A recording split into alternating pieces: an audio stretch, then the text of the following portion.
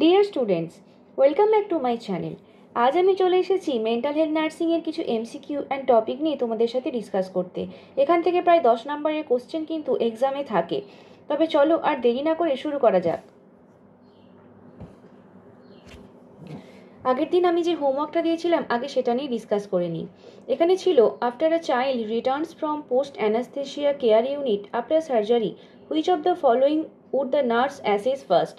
অপশনগুলো দেখো: the intravenous fluid access line, the child's level of pain, surgical site dressing, functioning of the nasogastric tube। Patient ওটি থেকে return করার অর্থ হলো পেশেন্টের ইন্ট্রাভেনাস ফ্লুইড অ্যাক্সেস লাইনটা অবশ্যই থাকবে এবং সেটা রানিংই থাকবে। ঠিক আছে। চাইল্ডস লেভেল অফ পেন আমরা তখনই অ্যাসেস করতে পারবো যখন পেশেন্ট জেনারেল অ্যানাস্থেশিয়া থেকে আউট হবে এবং তারপরে আস্তে আস্তে সে রেসপন্স করতে শুরু করবে। সার্জিক্যাল সাইট ড্রেসিং আমরা চেক করতে পারি এবং functioning of the nasogastric tube আমার সঙ্গে সঙ্গে ওটি থেকে রিটার্ন করার পরেই প্রয়োজন নেই।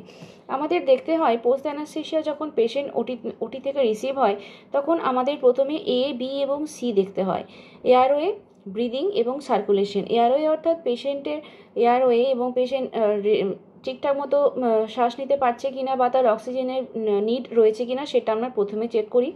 ব্রিদিং দেখি এবং সার্কুলেশন দেখি। এখানে দেখো এয়ারওয়ে বা ব্রিদিং রিলেটেড কোনো অপশন নেই, রয়েছে C circulation. Surgical site dressing অর্থাৎ ড্রেসিংয়ের সাইটে আমাদের কোনো ব্লিডিং হচ্ছে কিনা বা সেখানে কোনো শোকেজ আছে কিনা সেটা আমাদের চেক করতে হয়। Intravenous fluid access line, level of pain বা নাসোগ্যাস্ট্রিক টিউব এগুলো আমাদের পরে চেক করলেও চলবে, কিন্তু ব্লিডিং হচ্ছে কিনা সেটা আমাদেরকে ফার্স্ট চেক করতে হবে। তবে option C surgical site dressing হবে রাইট অ্যান্সার। নেক্সট, আজকের first question, the term psychiatry was coined by. খুবই ইজি কোশ্চেন কিন্তু এক্সামে বারবার চলে আসে। অপশন দেখো: B F Skinner, Sigmund Freud, Christian Reil এবং ইউজেন ব্লুয়ার। এখানে অপশন সি ক্রিশ্চিয়ান রেল হবে রাইট অ্যান্সার। বাকিরা কি করেছে সেটাও আমরা জেনে নিই। দেখো, বি.এফ স্কিনার আমাদের থিওরি অফ অপারেন্ট কন্ডিশনিং দিয়েছেন।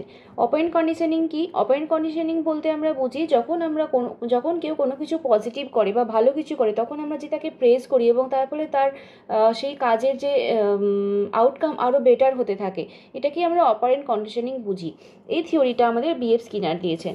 নেক্সট, সিগমুন্ড ফ্রয়েডের নাম পুরো সাইকিয়াট্রি বই জুড়ে আমরা বারবার দেখতে পাই। সাইকিয়াট্রিতে ওনার অবদান প্রচুর। তো বিশেষ করে the father of psychoanalytic theory যিনি দিয়েছেন তিনি হলেন আমাদের সিগমুন্ড ফ্রয়েড। খুবই ইম্পর্টেন্ট একজন পার্সন সাইকিয়াট্রি ক্ষেত্রে। তো সাইকিয়াট্রিতে সিগমুন্ড ফ্রয়েডের মেন হলো father of psychoanalytic theory, ego super ego. আর ইউজেন ব্লুয়ার ইনি হলেন আমাদের সিজোফ্রেনিয়া যে ডিজিজ রয়েছে সিজোফ্রেনিয়ার টার্ম তিনি ইউজেন ব্লুয়ার দিয়েছেন। তবে এখানে ক্রিশ্চিয়ান রেল হলো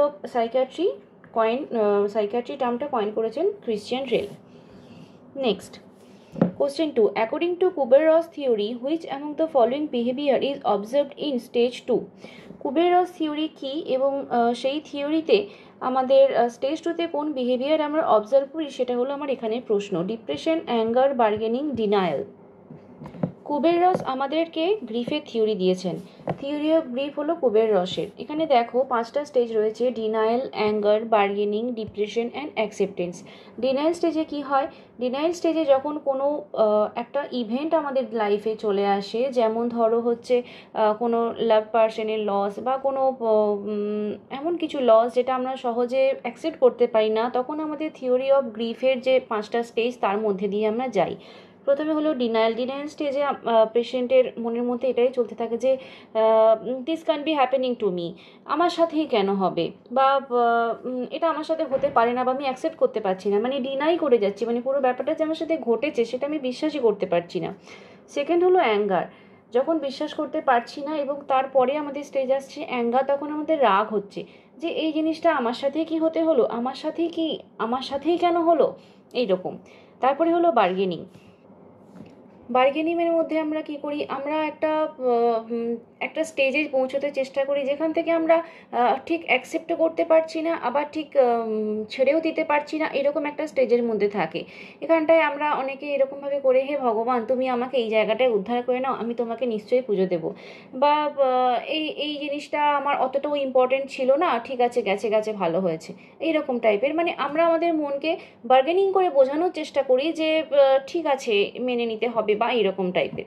তারপরে ডিপ্রেশন, যখন আমাদের একটুখানি অ্যাকসেপ্টেন্স জিনিসটার প্রতি আসে সামান্য একটু বার্গেনিংয়ের মাধ্যমে, তখন আমাদের মনের মধ্যে একটা দুঃখ বা ডিপ্রেশন কাজ করে যে যেটা চলে গেল সেটা থেকে আমি কিভাবে আবার ওভারকাম করব, এই ধরনের। আর হলো অ্যাকসেপ্টেন্স। অ্যাকসেপ্টেন্স মানে লাস্টে যেখানে গিয়ে আমরা মেনে নিচ্ছি যে আমার লাইফে এই জিনিসটা ঘটে গেছে এবং এটাকে নিয়েই আমাদেরকে এগোতে হবে, এখান থেকে আমাদের আর কিছু করার নেই, তো সেটা হলো অ্যাকসেপ্টেন্স স্টেজ। তো কুবের-রস থিওরি অফ গ্রিফের 5টা stage, denial, anger, bargaining, depression and acceptance. এটাকে তোমরা ইজিলি ডাবটা বলে মনে রাখবে, DABDA। এটা যদি মনে রাখো তাহলে দেখো ফার্স্ট স্টেজে ডি, সেকেন্ড স্টেজে A ফর অ্যাঙ্গার, থার্ড স্টেজে B ফর বার্গেনিং, ফোর্থ স্টেজে D for depression and fifth স্টেজে A ফর অ্যাকসেপ্টেন্স। তাহলে এখানে হচ্ছে স্টেজ 2 বলেছে, তাহলে A ফর অ্যাঙ্গার, B হলো right answer. Next, the major neurotransmitter involves in causation of schizophrenia. Schizophrenia খুবই ইম্পর্টেন্ট একটা টপিক, তোমরা সবাই ভালো করে পড়বে। এবং তার সাথে নিউরোট্রান্সমিটার থেকে একটা কোশ্চেন কিন্তু মাঝে মধ্যেই চলে আসে। এখানে বলছি সিজোফ্রেনিয়াতে মেজর নিউরোট্রান্সমিটার কি? গাবা, অ্যাসিটাইলকোলিন, ডোপামিন এবং এপিনেফ্রিন। সিজোফ্রেনিয়ার ক্ষেত্রে মেন যেটা নিউরোট্রান্সমিটার কাজ করে সেটা হলো ডোপামিন। নেক্সট দেখো, এখানে গাবা হচ্ছে অ্যাসোসিয়েটেড উইথ অ্যাংজাইটি, সেরোটোনিন হলো associated with OCD. Alzheimer disease যখন হয় তখন অ্যাসিটাইলকোলিনের লেভেলটা কমে যায়, ডিপ্রেশনের ক্ষেত্রে সেরোটোনিনের লেভেল কমে, পার্কিনসন ডিজিজের ক্ষেত্রে ডোপামিনের লেভেল কমে যায় এবং ম্যানিয়া এবং সিজোফ্রেনিয়ার ক্ষেত্রে ডোপামিন লেভেলটা ইনক্রিজ করে। এটি খুবই ইম্পর্টেন্ট একটা জিনিস এবং এখান থেকে কোশ্চেন বারবার আসে। সিজোফ্রেনিয়া, ম্যানিয়াতে ডোপামিন বেড়ে যাচ্ছে, পার্কিনসনে ডোপামিন কমে, ডিপ্রেশনে সেরোটোনিনের লেভেল বা 5-HT লেভেলটা আমাদের কমে যায়, আর অ্যালজাইমার ডিজিজে অ্যাসিটাইলকোলিনের লেভেল কমে। তাহলে এখানে neurotransmitter involves in causation of schizophrenia হলো dopamine. Next, formed visual hallucinations আর seen in the lesion of. এখানে দেখো কয়েকটা জিনিস, একটা হলো ফর্মড, একটা হলো হ্যালুসিনেশন। ফর্মড হ্যালুসিনেশন কি আমরা জানবো আগে, তারপর ফর্মড হ্যালুসিনেশন কি এবং ভিজুয়াল হ্যালুসিনেশন কি সেগুলো নিয়ে আমরা কথা বলবো। দেখো তারপরে আমরা দেখবো অক্সিপিটাল টেম্পোরাল কোন লোবে হয়। তো চলো আগে দেখে নিই হ্যালুসিনেশন বলতে আমরা কি বুঝি। হ্যালুসিনেশন হলো false sensory perception with no basis in reality. এই জিনিসটার উপরে আমি জোর দেবো, নো বেসিস ইন রিয়ালিটি, মানে রিয়ালিটিতে ওপরে যার কোনো বেসিস নেই। একটা আমরা দেখতে পাচ্ছি না চোখে এবং পেশেন্ট বলছে আমি দেখতে পাচ্ছি, ও আমাকে কিছু বলছে, ও আমাকে এটা মোটিভেট করছে, বা আমার সব কিছু কেউ নিয়ে চলে যাচ্ছে, এই ধরনের কথাবার্তা বলছে, কিন্তু আমরা আদার্স পার্সনের কিছু দেখতেই পাচ্ছি না। তো যখন পেশেন্টের সেন্সরি পারসেপশন হবে যেটা কিনা রিয়ালিটিতে কোনো বেসিস নেই, তখন আমরা সেটাকে বলবো হ্যালুসিনেশন। হ্যালুসিনেশনে দেখো আমাদের 5টা সেন্স অর্গান যে রয়েছে সেগুলো সবগুলো অ্যাফেক্টেড হয়। এক নম্বরে দেখো সাইট যখন অ্যাফেক্টেড হয় তখন আমরা সেটাকে বলি ভিজুয়াল হ্যালুসিনেশন। সাউন্ড যখন অ্যাফেক্টেড হয় তখন আমরা তাকে বলি অডিটরি হ্যালুসিনেশন। স্মেল যখন অ্যাফেক্টেড হয় তখন আমরা তাকে বলি অলফ্যাক্টরি হ্যালুসিনেশন। টাচ বা স্কিনের মধ্যে যখন মনে হচ্ছে কিছু একটা চলে বেড়াচ্ছে, হেঁটে বেড়াচ্ছে, এরকম যখন সেন্সেশন হয় তখন আমরা তাকে বলি ট্যাকটাইল হ্যালুসিনেশন। এবং টেস্টের ক্ষেত্রে আমরা বলে থাকি গ্যাস্ট্রেটরি হ্যালুসিনেশন। এই 5টা হ্যালুসিনেশন রয়েছে। এবারে দেখো এছাড়াও আরও হ্যালুসিনেশন রয়েছে, কিন্তু এখানে 5টা সেন্স অর্গানের ক্ষেত্রে এই 5টা বললাম। এবার দেখো simple and complex hallucination. Simple hallucination এবং কমপ্লেক্স হ্যালুসিনেশন আমরা কাকে বলবো? সিম্পল হ্যালুসিনেশন যেটাকে আমরা বলছি আনফর্মড হ্যালুসিনেশন। এখানে তোমাদের কোশ্চেনে ফর্মড হ্যালুসিনেশন ছিল, আনফর্মড হ্যালুসিনেশনকে আমরা সিম্পল হ্যালুসিনেশন বলি। সেখানে আমরা কি দেখতে পাই? সেখানে পেশেন্ট বলবে আমি ফ্ল্যাশ লাইট দেখতে পাচ্ছি, কিছু রং দেখতে পাচ্ছি, কিছু ট্রায়াগোনাল প্যাটার্ন দেখতে পাচ্ছি, এরকম। কিন্তু বলতে পারবে না যে আমি কোনো মানুষ দেখলাম বা আমি কোনো ঘরবাড়ি দেখলাম বা কোনো একটা অবস্থা দেখতে পারলাম, এরকম কিছু বলতে পারবে না। কিন্তু কমপ্লেক্স হ্যালুসিনেশন যেটা হচ্ছে ফর্মড হ্যালুসিনেশন, এখানটায় কিন্তু পেশেন্ট বলবে যে ওই একটা মানুষ আমাকে এটা বলছে, বা ওই একটা অ্যাক্সিডেন্ট হয়ে গেছে, বা কোথাও কিছু পড়ে যাচ্ছে আমি দেখতে পাচ্ছি, এই ধরনের জিনিসপত্র পেশেন্ট বলতে থাকবে, সেটা হচ্ছে ফর্মড হ্যালুসিনেশন। এবারে দেখো এখানে বলেছে formed visual hallucination. Formed visual hallucination হয় টেম্পোরাল লোবের ক্ষেত্রে, আর আনফর্মড ভিজুয়াল হ্যালুসিনেশনের অক্সিপিটাল লোবের ক্ষেত্রে। এখানে যেহেতু ফর্মড বলেছে তাহলে এখানে টেম্পোরাল লোব হবে রাইট অ্যান্সার, আর অক্সিপিটালের ক্ষেত্রে আনফর্মড হ্যালুসিনেশন দেখা যায় অক্সিপিটাল লোবে লিশনের ক্ষেত্রে।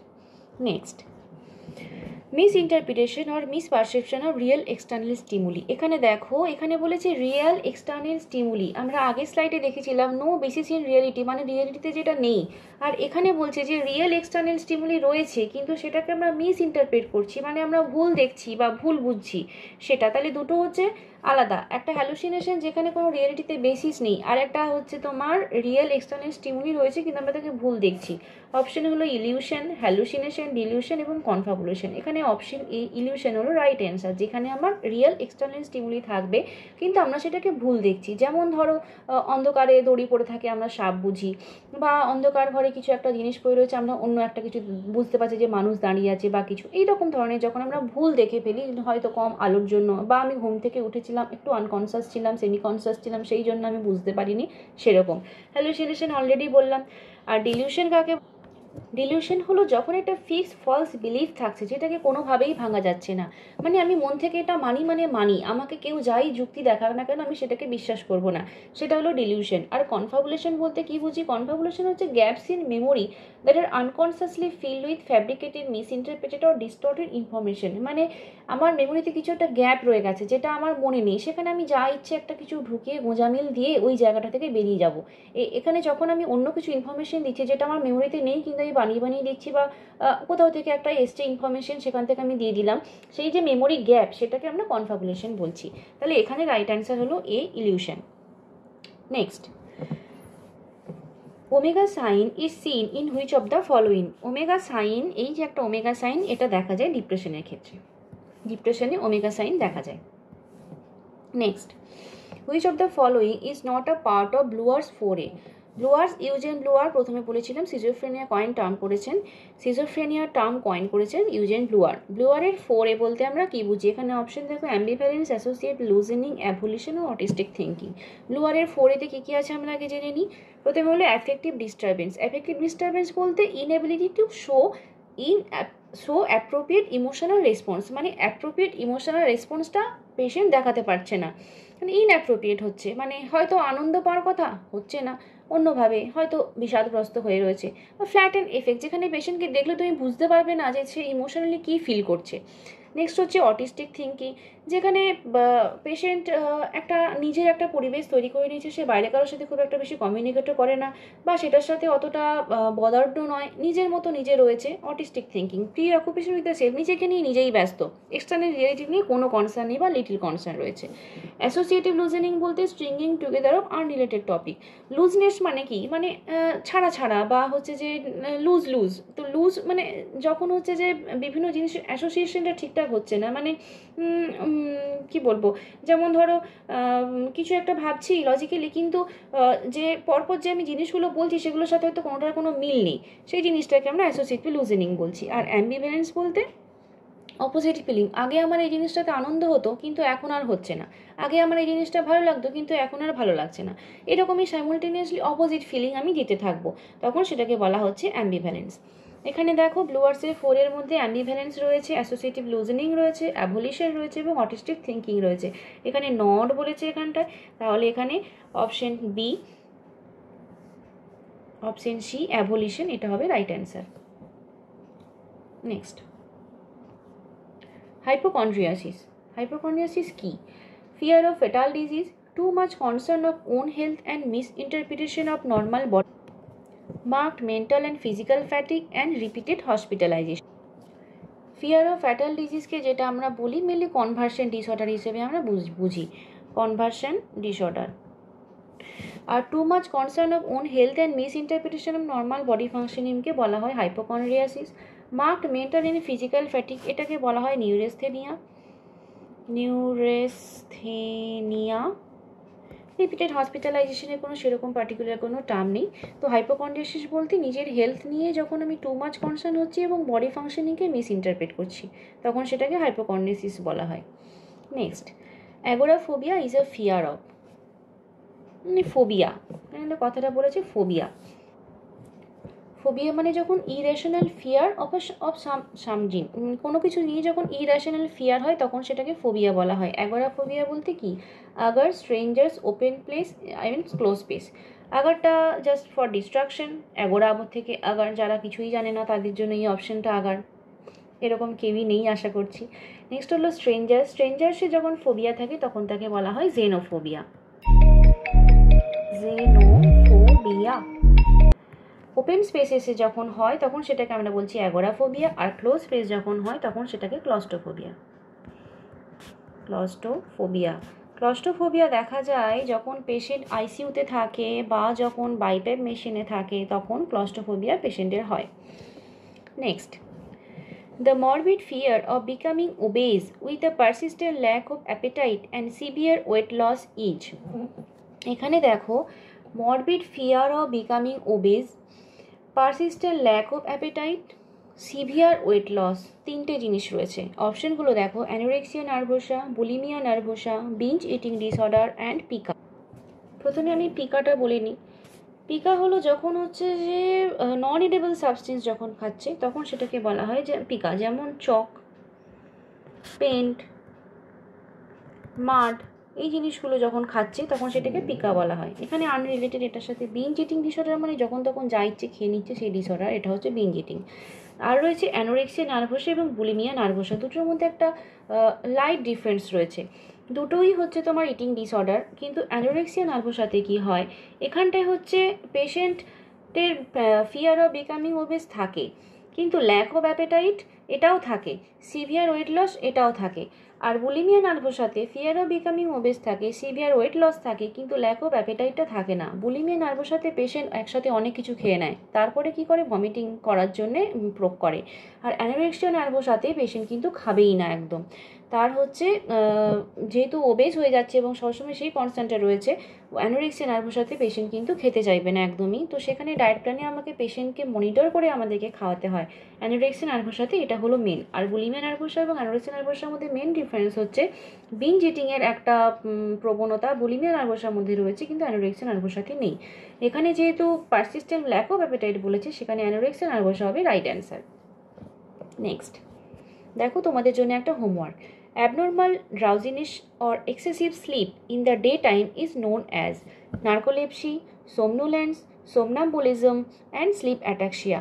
এই কোশ্চেনের অ্যান্সারটা তোমরা আমায় কমেন্ট করে জানাবে। আমি নেক্সট ভিডিওতে এই কোশ্চেনের অ্যান্সারটা তোমাদের সাথে ডিসকাস করব। থ্যাংক ইউ সবাইকে আমার সাথে এতক্ষণ থাকা। ভিডিওটা ভালো লাগলে লাইক, কমেন্ট ও শেয়ার করো। আর যদি আমার কোনো ভুল হয়ে থাকে, কোনো অ্যান্সার যদি আমি ভুল করে থাকি বা ভুল এক্সপ্লেনেশন দিয়ে থাকি, তাহলে তোমরা আমায় অবশ্যই কমেন্ট করে জানিও। আর সবাই ভালো থেকো, দেখা হচ্ছে নেক্সট ভিডিওতে। Bye bye.